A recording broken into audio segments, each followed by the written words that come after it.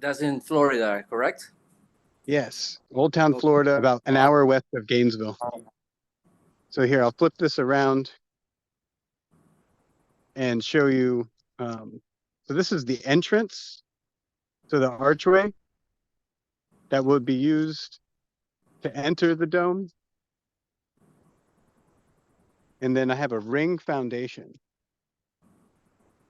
So this is a footer that is going to be where the is going to be placed. Let me grab a block. Okay.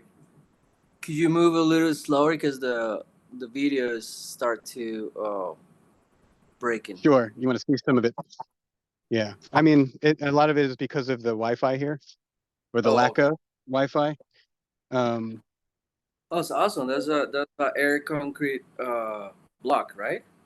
Correct. This is after we cut them and mold them, we get this. It's a foot square by 4 inches thick.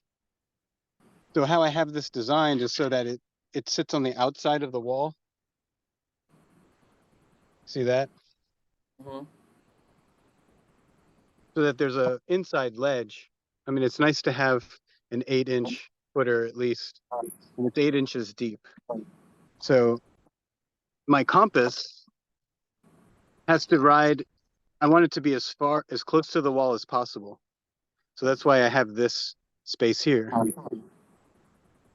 What I'm going to Okay. do with some of the folks that are going to come out is that we're just going to mix some aircrete and fill in this dirt with just aircrete because this is real Well, cement. okay. I have a couple questions. So I Okay, see you building a ring, and that's gonna be a dome, I believe, right? correct. So that's the foot, the Okay. footprint. Okay. Before you show me anything, why don't you maybe give me an introduction? Why I want to build air concrete dome? What is the purpose and what are the benefits of building aircrete dome? Oh, well, some of the benefits um, is it's easier to work with. It's really lightweight, so it's not as tiring as picking up lots of bricks. They're very easy to shape also and cut. I'm going to show you these longer ones. See, this is the size of the, look how big that is. It's 3 foot by 1 foot and it's 4 inches thick. And just with one hand, I can pick it up. It's pretty heavy though, you know. Yeah. So this is just cement and foam. So it still has the same properties as concrete. Waterproof, well, mostly after you seal it around the outside, but it's fireproof. It's a good insulator. Um, Once you put the foam in it, it's bug proof. It's non-toxic. It's very when you use like a dome shape, it's wind resistant. So you have less weight on your foundation, so less likely that your foundation will crack. I did put rebar in this one, and it's one system when we're doing this, so that you see the arch. I don't know, it's kind of hard to move around and see it, but you see how the arch is. Inside the arch will be the doorway, and that'll be a flat wall. So the this is going to be an egg shape. So it's going to come up higher than the arch. Only one system that is building your walls and your roof. It's all one continuous system. So that So the means amount you. of So I'm sorry. So that means that you don't have to use rebar or anything for the structural. Mostly the bricks are gonna complete a self how do you say self-contained structure. correct. So the main reinforcement is the fabric mesh that we put on the outside of the dome once all the bricks are mortared together. And that also gets overlapped onto the foundation, tying it down.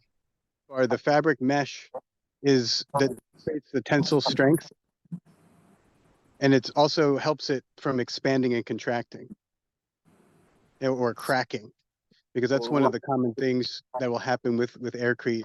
So from the mortar, so the mortar gets foam, and that expands the mortar itself. So you're saving money also on the mortar, but it's also weakening it appropriately so that it's not stronger than the aircrete block.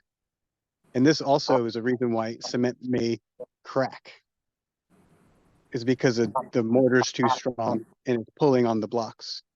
So it's a nice balance to create like a homogeneous wall.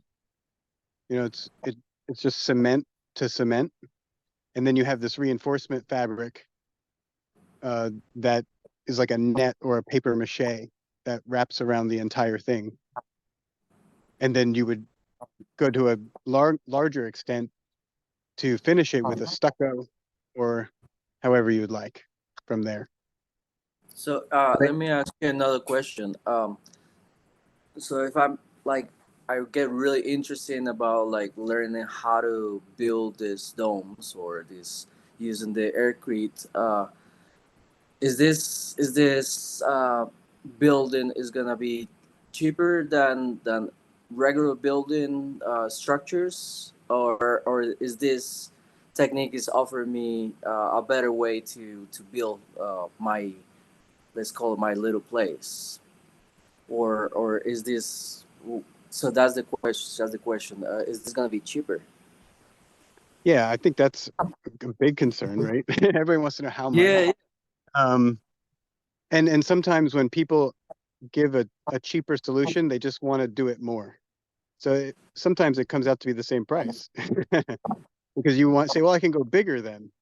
So it depends which way you want to use your money and what your needs are. Like I could probably personally get by with what I have here, which is a little bit larger than a tent size. But that's fine with me because I like being outside. I just want the shelter and the comfort and on very minimally. But there's also a factor in how thick your walls are, depending on your climate, like how much insulation value you want. So you look at aircrete as a filler, but something that's structural so you can build with it to create the shapes. It can vary with price because of how you use the aircrete and how thick it is and how big you go. So if you're looking at as cheap as I can make a place just to even begin building on my land, I can start with a very simple structure for a couple $1,000s. Easy. I mean, I'm just guessing, but it could even be cheaper. This so far um, I haven't even spent $1,000 yet, and I have maybe 300 to four, or in between 300 and 400 blocks made, the foundation poured, the arch form. And a lot of the stuff is also can be scraps or reclaimed materials just to make the forms, and it depends on your area. So depending on the windows and things of that nature, I think it's already seems to be ridiculously cheap if that's the starting price. But just to think that the cement is being expanded almost 3 times its normal volume. So that's how much you can work with it.